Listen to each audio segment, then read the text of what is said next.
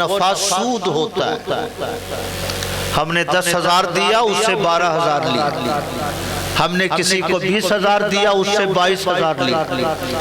قرض دے کر اس پہ نفع لینا یہ سود ہے۔ اور حضور فرماتے ہیں کہ سود کا 1 پیسہ کھانا اتنا بڑا گناہ کہ جیسے کوئی اپنی والدہ سے بدکاری کرے 70 بار، تو اس میں جتنا بڑا گناہ اس کو ہو سکتا ہے، اس سے بڑا گناہ سود کا 1 درہم کھانا۔ سمجھ رہے؟ اتنا بڑا گناہ۔ میرے بھائیو، یہ اسلام کا مالیاتی نظام ہے۔ آج ایک غریب اگر بینک سے لون لیتا ہے تو لون کا سود ادا کرتے کرتے اس کے 10-12 سال بیت جاتے ہیں، وہ اپنے پیروں پہ کھڑا نہیں ہو پاتا۔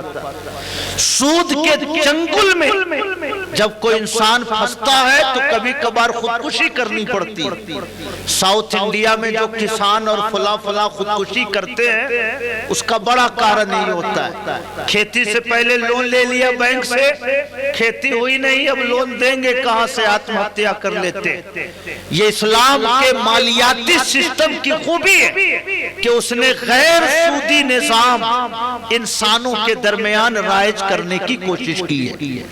رہ گیا یہ سوال اس نوجوان کا کہ اگر ہر قرض پر نفع لینا سود ہے تو پھر بینک سے جو ہم انٹرسٹ لیتے ہیں وہ کیوں سود نہیں؟ میرے بھائیو، اصل میں اس سلسلے میں بھی حضور اکرم صلی اللہ علیہ وسلم کی حدیث ہے، لا ربا بین المسلم والکافر الحربی فی دار الحرب۔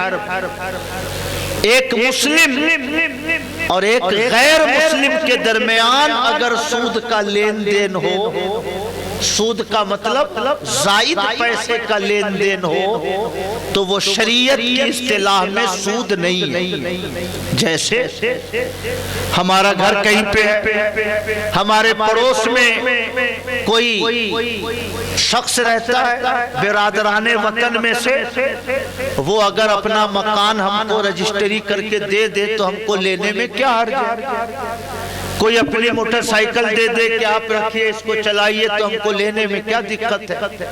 تو چونکہ ہندوستان کے جو بینک ہیں وہ زیادہ تر بلکہ سارے بینک ایک غیر مسلم حکومت کے انڈر میں، ایک غیر مسلم حکومت اس کو کنٹرول کرتی ہے، اور اگر ایک غیر مسلم حکومت ہم سے پیسے لیتی ہے، ہمارے پیسوں سے وہ کاروبار کرتی ہے، اس سے تجارت کرتی ہے، اور اس میں سے جو نفع حکومت کماتی ہے، اگر اس نفع کا کچھ حصہ ہم کو بھی دے دیتی ہے تو ہم کو اس نفع کے لینے میں کوئی حرج نہیں۔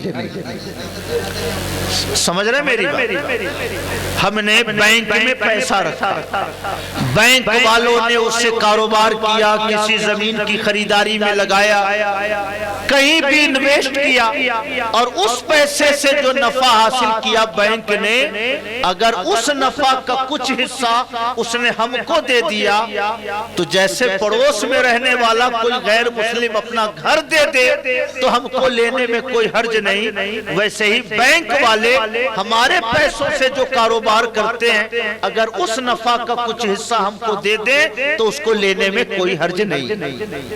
سمجھ رہے ہیں؟ یہ فرق ہے دونوں میں کہ بینک کا انٹرسٹ سود نہیں ہے، مگر عام طور سے ہم نے کسی کو قرض دیا اور اس سے 1100 لیا، کسی کو 2000 دیا، 2200 لیا، تو یہ سود ہے، یہ حرام ہے اور بہت بڑا گناہ ہے، جس کی سزا میں نے آپ کو بتائی کہ 1 درہم سود کا پیسہ کھانا 70 بار بدکاری کرنے سے زیادہ بڑا گناہ۔